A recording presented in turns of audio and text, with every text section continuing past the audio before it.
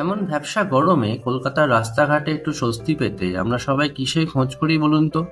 কেউ বলবেন cold drinks, কেউ বা আইসক্রিম, বা এসব না হলেও একটু ঠান্ডা জল তো চাই। এই জিনিসগুলো এখন কলকাতায় অলিতে গলিতে সারা বছরই খুব সহজেই তো আমরা কিনতে পারি। কিন্তু কোনো মন্ত্র বলে যদি সময়টাকে পিছিয়ে দেওয়া যায় আজ থেকে প্রায় 200 বছর আগে, অর্থাৎ পৌঁছে যাওয়া যায় ব্রিটিশ ভারতের রাজধানী কলকাতায়, তখন কিন্তু এক টুকরো ভালো বরফ পাওয়াই বেশ ভাগ্যের ব্যাপার। আমি বলছি 19 শতকে গোড়ার দিকের কথা, যখন কলকাতায় রেফ্রিজারেটরের প্রচলন তো দূরের কথা, গরমের সময় ভারতের রাজধানী সিমলাতে সরিয়ে নিয়ে যেতেই আরো প্রায় 60 বছর বাকি। আর দার্জিলিং এ যাওয়ার রাস্তা, সে তো তখনও তৈরিই হয়নি। হ্যাঁ, হাওয়া খাওয়ার জন্য টানা পাখা তখন ছিল বটে, কিন্তু সেদিকে কি আর ইংল্যান্ডের সাহেবদের গরম কমে?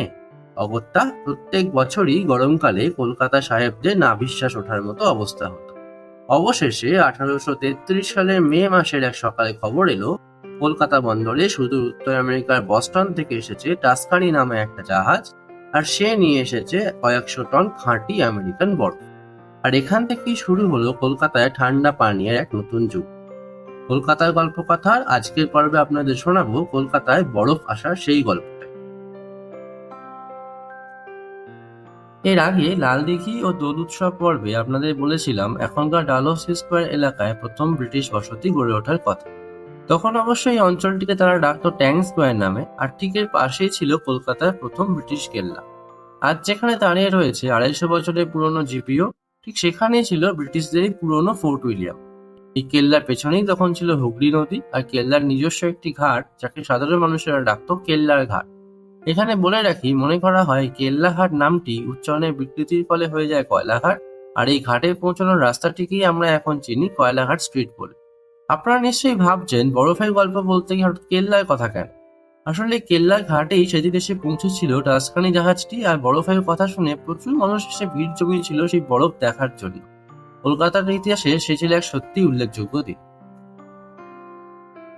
বরফ তো এলো, কিন্তু কলকাতার এই গরম আবহাওয়ায় তাকে দীর্ঘদিন অক্ষত রাখা হবে কিভাবে, সেই নিয়ে রীতিমতো তোড়জোড় শুরু হলো কলকাতার ইংরেজ মহলে। এমনিতেই জাহাজে করে 4 মাস ধরে এতটা পথ আনার সময় শুরুর 180 টন বরফের 80 টনই গেছে গলে। কাজেই বাকিটা বাঁচানোর জন্য দরকার একটা পাকাপোক্ত ব্যবস্থা। অবশেষে চাঁদা তুলে 3 দিনের মধ্যেই কলকাতার ব্যাংকশাল স্ট্রিটে তৈরি করা হলো একটি আইস হাউস বা বরফ রাখার বাড়ি। আর তারপর সেখান থেকেই দেদার বিকোতে শুরু করলো সেই বিদেশি বরফ। আর তাতেই ভালো রকম লাভের মুখ দেখলেন বরফ ব্যবসায়ী ফ্রেডরিক টিউডর।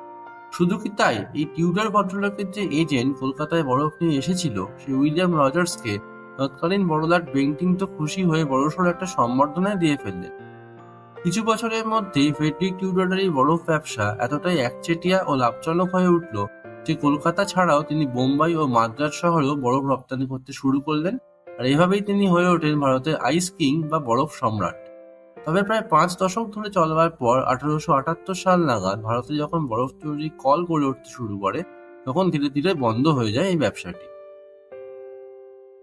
তবে কলকাতায় না থাকলেও এই ব্যবসার স্মৃতি এখনো ধরে রেখেছেন মার্কিন যুক্তরাষ্ট্রের মেইন রাজ্যের একটি ছোট শহরের বাসিন্দারা।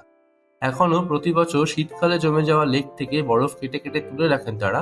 জুলাই মাসে সেই বরফ থেকেই তৈরি হওয়া আইসক্রিম দিয়ে জমে ওঠে তাদের উৎসব। পালিত হয় ন্যাশনাল আইসক্রিম মান্থ। জানাতে ভুলবেন না কেমন লাগলো কলকাতায় বরফ আসা নিয়ে আমাদের এই ছোট্ট উপস্থাপনা। আর পুরনো কলকাতার এরকমই আরো অনেক অজানা গল্প জানতে সঙ্গে থাকুন কলকাতার গল্পকথা চ্যানেলে। ধন্যবাদ।